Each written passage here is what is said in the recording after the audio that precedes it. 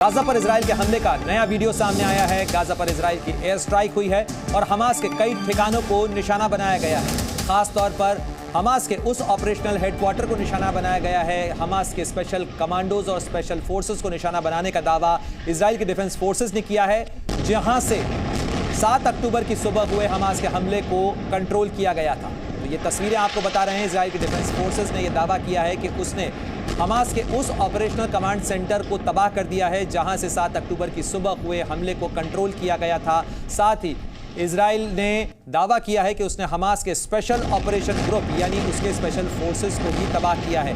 ये तमाम तस्वीरें उस ऑपरेशन की हैं जो बीती रात चलाया गया।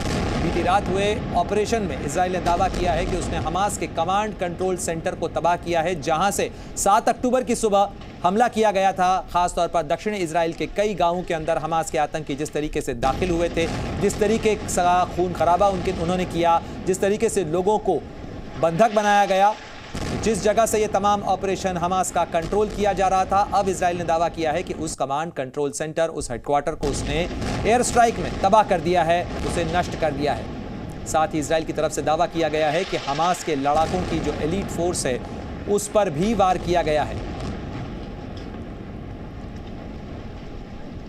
तो ये तमाम तस्वीरें आपको बता रहे हैं। इजराइल की डिफेंस फोर्सेस लगातार वार कर रही हैं। दिन रात इजराइल का ये पलटवार चल रहा है। 7 अक्टूबर की सुबह जिस तरीके से हमला बोला गया था हमास की तरफ से, इजराइल की सरहद में दाखिल होकर उसके गांवों के अंदर जिस तरीके से खून खराबा हुआ, उसके बाद जिस तरीके से लोगों को बंधक बनाया गया, उसके बाद ज़बरदस्त पलटवार की कार्रवाई करता हुआ इजराइल इस समय नज़र आ रहा है। और इजराइल की डिफेंस फोर्सेस ने गाजा पट्टी पर बमबारी का सिलसिला लगातार जारी रखा हुआ है।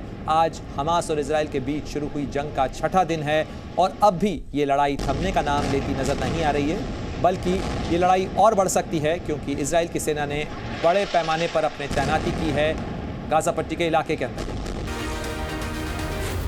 Z News।